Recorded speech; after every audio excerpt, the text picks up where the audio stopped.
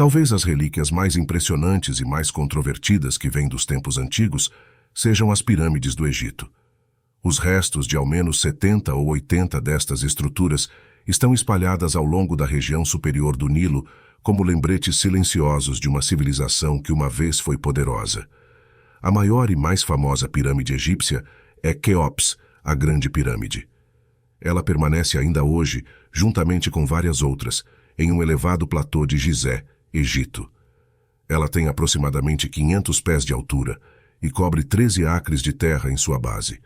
Construída de pedras pesando umas 2,5 toneladas cada uma, a estrutura inteira estima-se que pesasse 5.273.834 toneladas. Uma característica que faz da Grande Pirâmide uma das 7 maravilhas do mundo antigo é a precisão de sua construção. As pedras da pirâmide eram cortadas tão perfeitamente que uma folha de papel não pode ser inserida entre os blocos em muitos lugares. Esta precisão, acoplada com o enorme volume de estrutura, ajuda a responder pela longa vida e durabilidade da pirâmide. Ela foi construída para durar. Talvez o maior mistério que cerca a Grande Pirâmide seja o seu propósito. Acredita-se que a maioria das pirâmides foram pensadas para serem tumbas cerimoniais. A história nos conta que a Grande Pirâmide era empregada para outros propósitos também. Por exemplo, algumas de suas câmaras internas teriam sido usadas para ritos religiosos e místicos, ainda que um terceiro uso, infinitamente mais prático, possa também ser encontrado. A Grande Pirâmide é um excelente marcador para a navegação aérea. Os 4 lados da Grande Pirâmide precisamente encaram os 4 pontos da bússola: norte, sul, leste e oeste.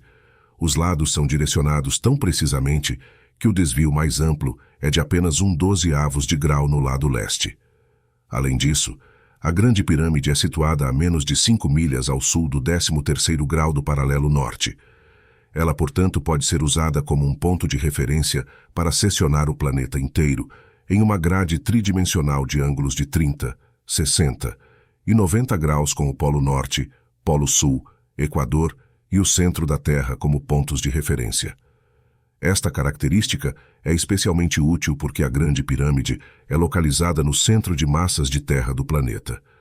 Conhecendo apenas as dimensões da Terra e tendo um método de calcular quão longe alguém tenha viajado, pode-se muito eficazmente navegar, especialmente por ar, da Grande Pirâmide a qualquer ponto da Terra, usando as grades de 30, 60, 90 graus e a bússola indicados pela pirâmide. O único desvio vem do fato de que a Terra não é uma esfera perfeita, mas ligeiramente achatada nos polos e alargada no Equador.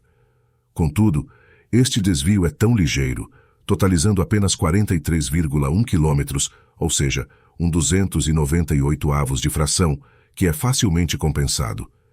Interessantemente, quando a Grande Pirâmide foi construída, foi um marcador de navegação muito mais valioso do que é hoje, porque ela tinha sido encoberta com uma fina camada de pedra calcária branca.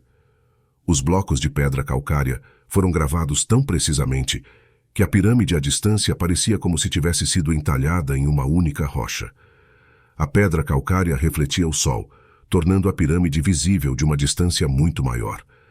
As características únicas da pirâmide de Gizé levantam questões interessantes sobre estes monumentos.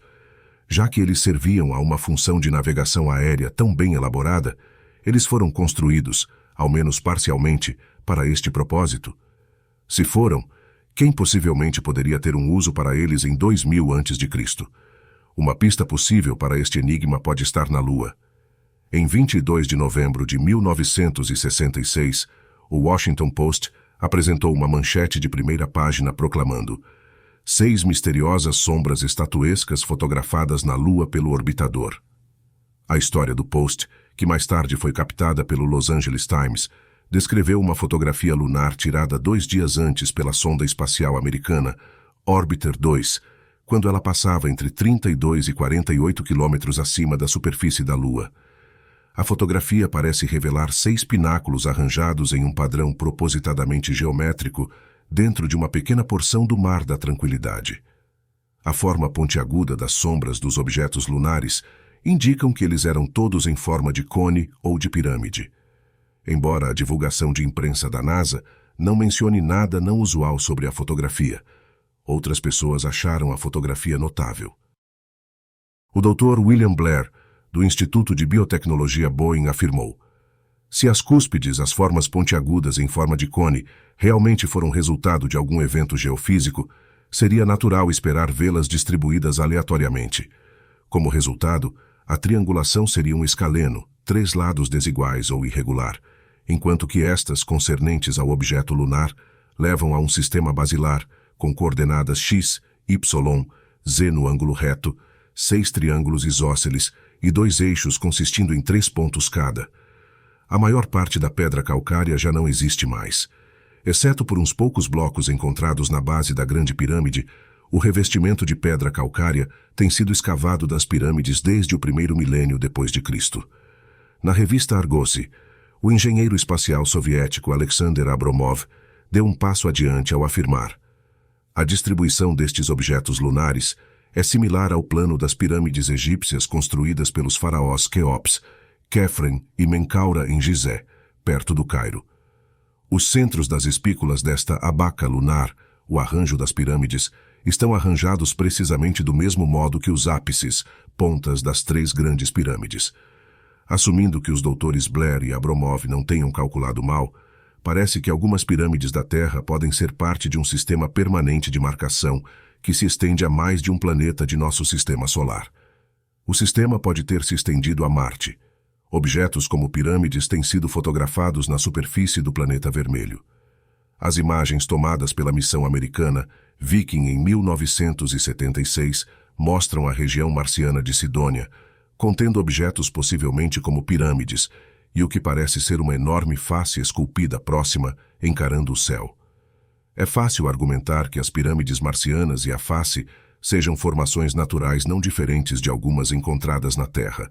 Contudo, uma, e possivelmente 2, outras faces têm sido descobertas em outros lugares de Marte com características surpreendentemente similares, tais como o capacete fenda na bochecha e a identificação acima do olho direito. Para uma interessante avaliação científica dos objetos marcianos, recomendo Unusual Martian Surface Features, de Vincent DiPietro, Greg Molenar e John Brandenburg. Ele foi publicado por Mars Research.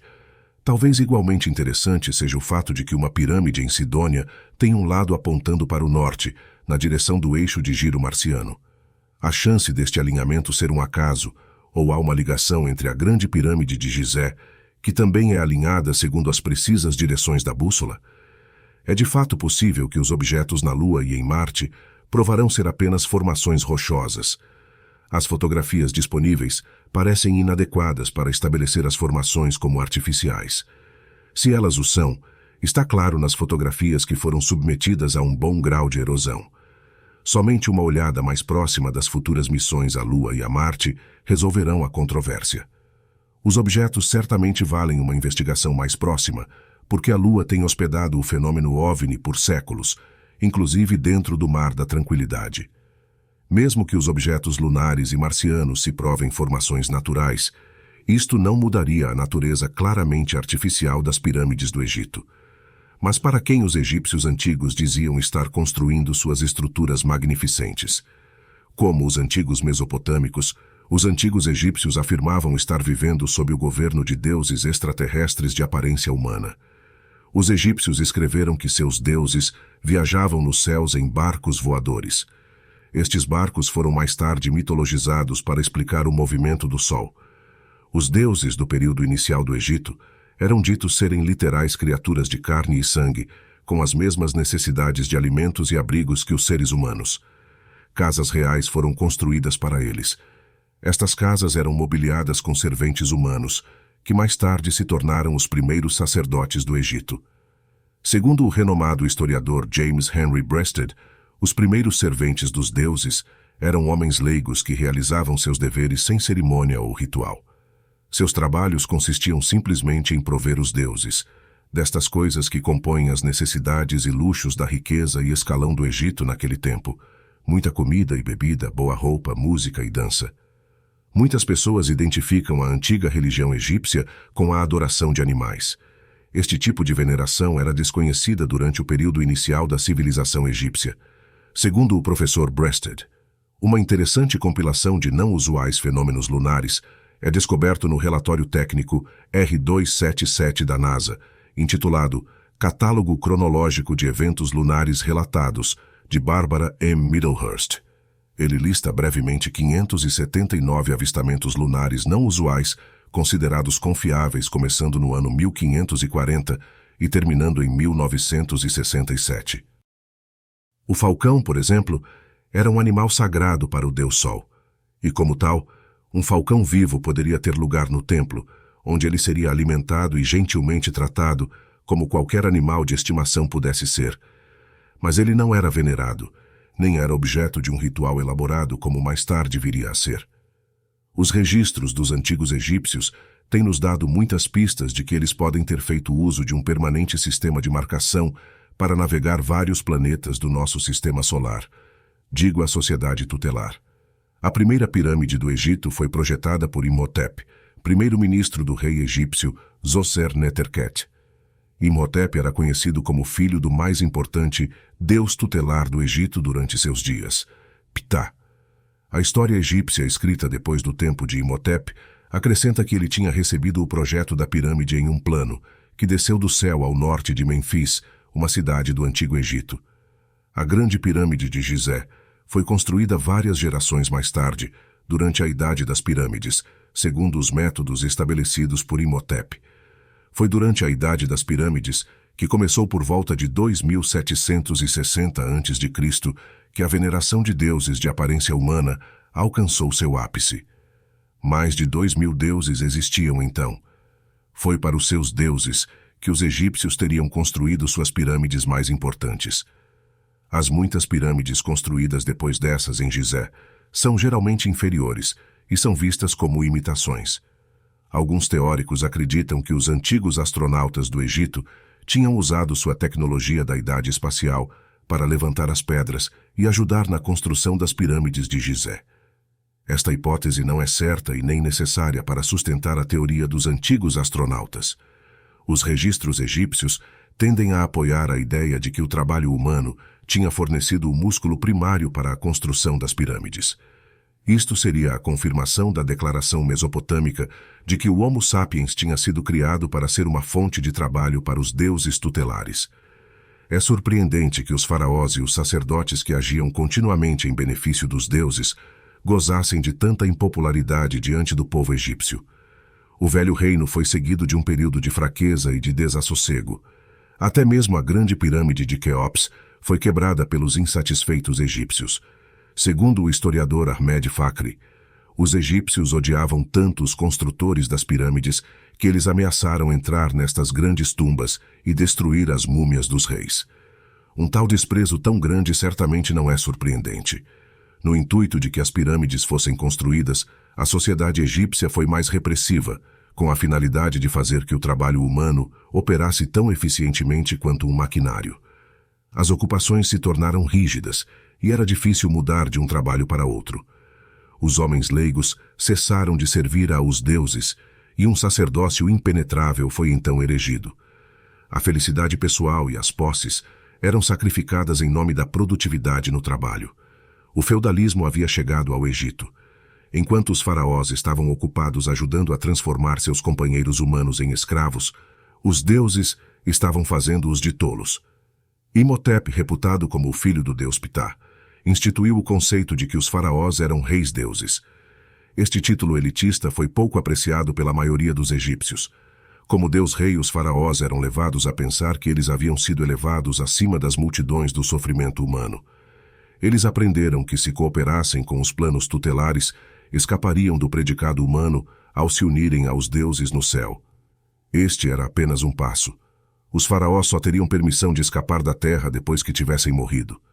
Foi-lhes ensinado a tola ideia de que se eles tivessem seus corpos preservados depois da morte, estes seriam de novo trazidos à vida e eles poderiam se unir aos deuses tutelares nos céus. Alguns faraós, como Quéops, também enterraram grandes quantidades de barcos de madeira perto de suas tumbas. Segundo alguns eruditos, os faraós acreditavam que os barcos enterrados, barcos solares, seriam magicamente exumados e dotados do mesmo poder que fazia os barcos dos deuses voarem. Eles acreditavam que poderiam escapar depois da morte em seus barcos de madeira magicamente energizados para a casa dos deuses nos céus. Embora as técnicas de preservação egípcia fossem muito boas, está claro que a mente dos faraós estava cheia de falta de lógica. Os barcos amadeirados solares nunca voaram. Pouco, se é que algum, dos corpos mumificados dos grandes deuses reis alcançaram os céus. Ao invés disso, muitas múmias têm se tornado objetos de um museu macabro de curiosidade para a titilação das multidões humanas, das quais os faraós esperavam escapar. Outras múmias sofreram um destino ainda mais humilhante. Elas foram desenterradas e usadas como ingrediente em remédios, ou aditivos para tintas por causa dos preservativos utilizados na mumificação. O enigma é: por que os faraós acreditaram na piada cruel que tinha sido perpetrada contra eles? Alguns historiadores sugerem que a mumificação foi uma tentativa de imitar o ciclo de vida da borboleta. Outros acreditam que os faraós queriam manter sua riqueza e posição na próxima vida, e portanto desejavam serem ressurretos nos mesmos corpos. Um escritor ufólogo sugeriu que eles estavam tentando duplicar as técnicas de preservação de corpos utilizadas pelos deuses tecnologicamente avançados do Egito. Os antigos registros egípcios, contudo, revelam uma razão mais compelente para os faraós se mumificarem. O conhecimento espiritual havia sido distorcido. Os antigos egípcios acreditavam em uma alma, ou servo, como uma entidade completamente separada da pessoa, significando corpo. Eles rotulavam uma das tais entidades como Ka. Os egípcios acreditavam que o Ka, e não o corpo, era uma das entidades espirituais que constituíam a verdadeira pessoa, e que o próprio corpo não tinha personalidade ou inteligência sem uma entidade espiritual. Esta opinião iluminada, contudo, recebeu uma falsa distorção. Eles foram levados a acreditar que o bem espiritual do Ka depois da morte dependia de que este mantivesse contato com um corpo físico. Segundo o historiador Fakhry, os egípcios queriam que o Ka deles fosse capaz de reconhecer seu corpo depois da morte e se unir a ele novamente. Por esta razão, eles criam ser muito importante terem seus corpos preservados. Esta é a razão do porquê os egípcios mumificavam seus corpos e aperfeiçoaram o embalsamamento. Os faraós deram mais um passo adiante. O Dr. Fakhry explica: eles também fizeram estátuas e as colocaram em tumbas e templos para agirem como substitutos para o corpo se este perecesse. Estas práticas tiveram um impacto devastador no entendimento espiritual. Elas fizeram com que as pessoas erroneamente igualassem a inteireza espiritual com a anexação espiritual a corpos humanos ou substitutos do corpo, como as estátuas, por exemplo. Tais ensinamentos encorajaram os humanos a aceitarem a intenção tutelar de permanentemente unir seres espirituais aos corpos do Homo sapiens. Os poderosos preceitos humanos para a integridade espiritual e a imortalidade foram distorcidos em uma busca obsessiva de corpos preservados. As bandeiras do materialismo foram, portanto, hasteadas. O materialismo, por definição, é a superpreocupação com coisas a nível material e o negligenciamento de aspectos importantes da existência ética e espiritual. Isto frequentemente leva à segunda definição do materialismo: a crença que tudo, incluindo o pensamento e a emoção, pode ser inteiramente explicado por movimentos e mudanças na matéria física. Embora os egípcios não tenham incorporado esta última definição como filosofia de vida, eles ajudaram a mover o mundo um passo nesta direção. O descarrilhamento do conhecimento espiritual no Egito foi causado pela corrupção da fraternidade da serpente, a qual os faraós e sacerdotes pertenciam. Como mencionado anteriormente, depois de sua reportada derrota há milhares de anos atrás por seus inimigos tutelares, a fraternidade permaneceu dominante nos assuntos humanos, mas ao custo de se tornar um instrumento tutelar. Para entender como esta fraternidade corrompida começou a distorcer a verdade espiritual e perpetuar a irracionalidade teológica, devemos inicialmente olhar os trabalhos internos iniciais dela e seus métodos de ensinamento. A fraternidade original e não corrompida se engajava num programa pragmático de educação espiritual. A abordagem de organização era científica, não era nem mística e nem cerimonial.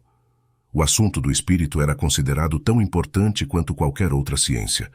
Parece que a fraternidade possuía um corpo considerável de acurados dados espirituais, mas não teve sucesso em desenvolver uma rota completa para a liberdade espiritual antes de sua derrota. Os ensinamentos da fraternidade eram arranjados como um processo passo a passo. Era exigido que um estudante completasse satisfatoriamente um nível antes de seguir para outro. Todos os alunos prestavam juramento de segredo, no qual eles juravam nunca revelar os ensinamentos de um nível a qualquer pessoa que ainda não tivesse sido graduada naquele nível. Este estilo de instrução era destinado a assegurar que um estudante não tentasse prematuramente um feito espiritual difícil ou ficasse sobrecarregado com informações de um nível avançado antes de estar pronto para isto, do mesmo modo que ninguém leva um candidato a tirar a carteira de motorista pelas estradas traiçoeiras das montanhas, antes que o estudante tenha trilhado caminhos mais fáceis com relativo sucesso. Partilhar o conhecimento espiritual deste modo será eficaz até que os níveis sejam abertos a todo mundo. Quando restrições arbitrárias ou secretas são colocadas sobre quem pode ter acesso aos ensinamentos, por meio de superregulamentos, elitismo ou estabelecimento de condições quase impossíveis para a admissão, o sistema dos níveis confidenciais passo a passo mudam de um instrumento educacional para um instrumento de repressão espiritual. A fraternidade realizou esta mudança. Os ensinamentos da fraternidade no Antigo Egito foram organizados em uma instituição conhecida como escolas de mistérios. Estas escolas forneciam aos faraós e aos sacerdotes a maioria de sua educação científica, moral e espiritual. Segundo o Dr. H. Spencer Lewis, fundador da Ordem Rosa Cruz em San José, Califórnia, o primeiro templo construído para uso das escolas de mistérios foi erigido pelo faraó Quéops. O rosacrucianismo é um dos sistemas místicos que se levantaram dos ensinamentos da fraternidade. A Ordem Rosa Cruz do Dr. Lewis é chamada de a antiga e mística Ordem Rosa Cruz, da sigla AMORC. Ela foi fundada nos anos iniciais de 1900. Hoje é melhor conhecida pelo popular Museu Egípcio, que possui e opera em San José, Califórnia. Há uma outra Rosa Cruz americana em Quakertown, Pensilvânia. Ela é chamada de Fraternidade da Rosa Cruz, ou Fraternidade Rosa Cruz da América. Não reconhece a AMORC como um corpo rosacruciano válido. Nas décadas de 1930 e 1940, R.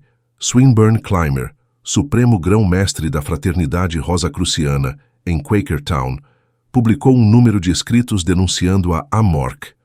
Dr. Clymer e Dr. Lewis, cada um, afirma que a sua organização é o verdadeiro sistema rosacruciano. Neste livro tenho utilizado a extensa pesquisa histórica de ambos, Dr. Clymer e Dr. Lewis. Quando eu cito um deles pelo nome como uma fonte de informação histórica, não estou tomando partido na controvérsia. Dentro das paredes destes templos, o conhecimento espiritual sofreu uma deterioração que fez com que os faraós mumificassem seus corpos e enterrassem barcos de madeira. Segundo uma velha história egípcia, os ensinamentos distorcidos das escolas de mistério foram criados pelo grande mestre Ra, um importante deus tutelar. As escolas de mistério não apenas distorceram o conhecimento espiritual, elas também restringiram poderosamente o acesso público a qualquer verdade teológica que ainda sobrevivesse. Somente faraós, sacerdotes e uns poucos outros eram considerados dignos de serem aceitos nestas escolas. Os iniciados eram obrigados a fazerem votos solenes de nunca revelar aos externos a sabedoria secreta que eles aprendiam. Os estudantes eram ameaçados com duras consequências se quebrassem o juramento. Estas restrições eram reportadamente estabelecidas para evitar o mau uso do conhecimento de alto nível por aqueles que poderiam degradá-lo ou usá-lo nocivamente. Conquanto esta seja uma razão legítima para manter salvaguardas, as restrições impostas às escolas de mistério foram muito além da simples segurança. Grupos sociais e ocupacionais inteiros tiveram sua afiliação negada. A vasta maioria da população humana não tinha esperança de entrar nestas escolas.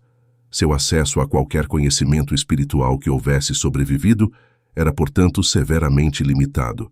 A espada giratória bíblica, que evitava o acesso à árvore do conhecimento, foi posta por aqueles que dirigiam as escolas de mistério. Estas escolas fizeram com que o conhecimento espiritual se evaporasse de um outro modo.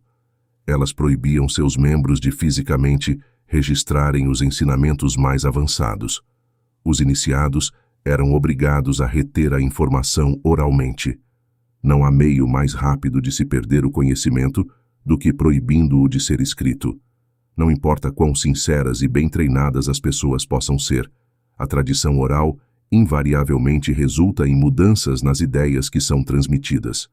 Com uma palavra substituída aqui e uma sentença omitida ali, a precisão semântica necessária para comunicar um exato princípio científico será perdida. Este é um meio pelo qual uma ciência funcional pode rapidamente se degradar em uma superstição insustentável. Na medida em que o tempo passava, a fraternidade se tornou tão restritiva que ela excluiu a maioria de seus próprios sacerdotes egípcios da afiliação. Isto foi especialmente verdadeiro durante o reinado do rei Tutmose III, que governou 1200 anos depois de Quéops. Tutmose III é melhor conhecido por suas aventuras militares que expandiram o Império Egípcio para seu maior tamanho. Segundo o Dr. Lewis, Tutmose III deu o passo final para transformar a fraternidade em uma ordem completamente fechada. Ele estabeleceu regras e regulamentos que ainda hoje são usados por algumas organizações. As mudanças na fraternidade continuaram. Menos de 100 anos depois do reinado de Tutmose III, seu descendente, o rei Akhenaton, Amenhotep IV, passou o último ano de seus 28 de vida transformando os ensinamentos em símbolos místicos. Os símbolos de Akhenaton eram intencionalmente destinados a serem incompreensíveis para todo mundo, exceto aqueles membros da fraternidade que aprendiam os significados secretos deles. A fraternidade, ostensivamente, criou esse novo sistema de imagens visuais para ser uma linguagem universal de iluminação espiritual, transcendendo as linguagens humanas e evitando o mau uso do conhecimento. Na realidade, a intenção era criar um código secreto destinado a tornar o conhecimento espiritual inalcançável para todo mundo, exceto aos admitidos na crescentemente elitizada fraternidade, e aparentemente obliterá-lo eventualmente. A tradução dos dados espirituais em símbolos bizarros e incompreensíveis tem feito com que vejamos um espetáculo de pessoas honestas tentando descodificá-los deturpadamente na busca por verdades que podem e devem ser comunicadas na linguagem diária, compreensível a todo mundo. A despeito da sinceridade óbvia de Akhenaton, descobrimos que a transformação do conhecimento espiritual em um sistema de símbolos obscuros tem tido um impacto devastador sobre a sociedade humana. Como esta maneira de transmitir o conhecimento espiritual foi disseminada pelo mundo por membros da fraternidade, ele se tornou mal identificado e misterioso. Hoje, esta má interpretação é tão forte que quase todos os estudos dos fenômenos do espírito e espirituais estão agregados em tais infelizes classificações como ocultismo, espiritualismo e feitiçaria. A tentativa há milhares de anos de manter o conhecimento fora das mãos dos profanos tem quase que inteiramente destruído sua credibilidade e utilidade.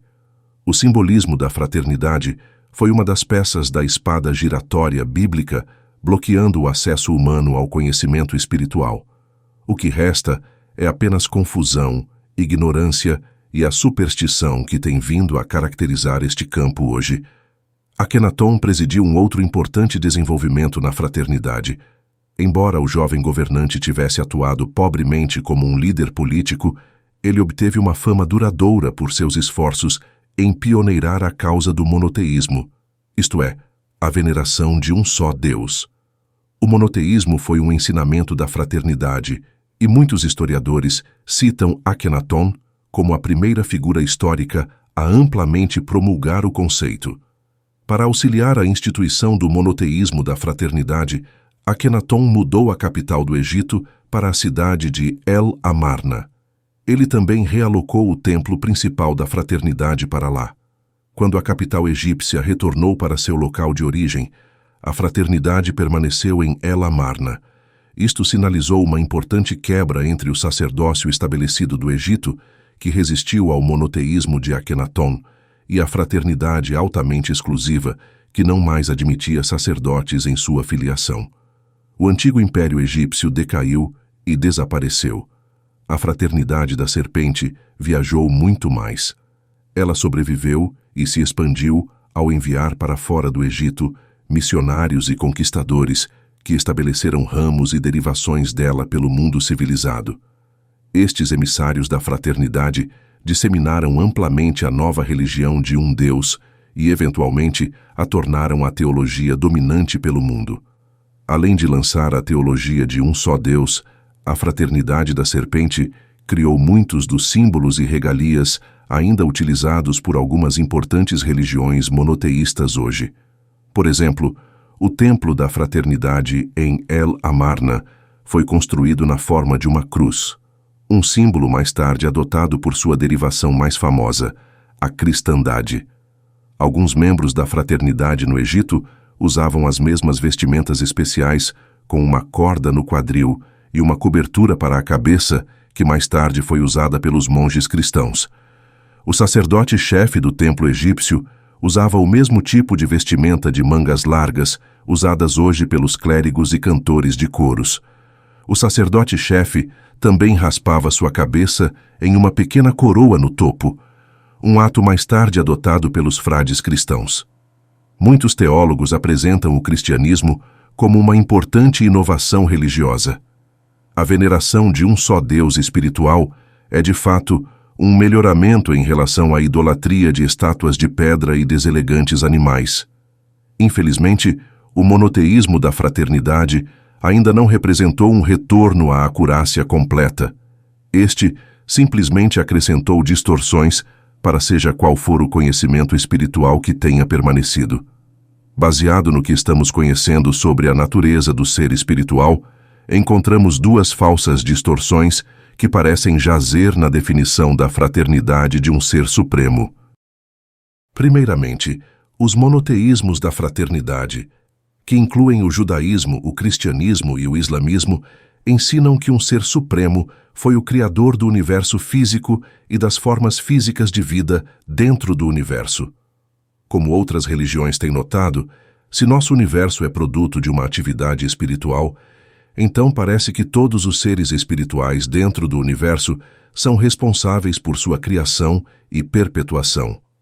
O escopo de um ser supremo atualmente se estenderia muito além da criação de um único universo. Secundariamente, um ser supremo é geralmente apresentado como um ser espiritual capaz de pensamento possivelmente ilimitado, criatividade e habilidade. Um ser supremo é dito ser uma entidade que pode fazer e desfazer universos. A grande questão é esta: por que devemos estar limitados a somente um de tais seres? Existe alguma razão para que não suponhamos a existência de 10 de tais seres? Ou uma centena? Ou um número quase infinito? Parece que a definição da fraternidade de um só Deus realmente descreve o potencial nativo de cada ser espiritual, incluindo estes seres espirituais que animam os corpos humanos na Terra. A verdadeira natureza e as capacidades de cada ser espiritual estariam, portanto, sendo ocultadas pelas doutrinas que afirmam que apenas um ser supremo pode desfrutar de pura existência e ilimitado potencial. O monoteísmo da fraternidade realmente ocultaria a recuperação espiritual humana e evitaria que as pessoas alcançassem a verdade e, provavelmente, o muito mais amplo escopo de um ser supremo. O monoteísmo da fraternidade foi uma outra peça da espada giratória bíblica para evitar o acesso ao conhecimento espiritual. Isto também permitiu que os tutores elevassem grandemente seu próprio status. Como parte deste novo monoteísmo, a fraternidade começou a ensinar a ficção que os membros da raça tutelar eram manifestações físicas de um ser supremo. Em outras palavras, os tutores começaram a fingir que eles e suas espaçonaves eram as manifestações físicas supremas de um só Deus. A história registra que eles têm usado de extraordinária violência para fazer o Homo sapiens acreditar na falsidade. Poucas mentiras têm tido um impacto tão devastador sobre a sociedade humana, ainda que esta tenha se tornado a primeira missão da fraternidade corrompida: fazer os humanos acreditarem que os tutores e suas espaçonaves eram deuses. O propósito desta ficção era forçar a obediência e manter o controle tutelar sobre a população humana.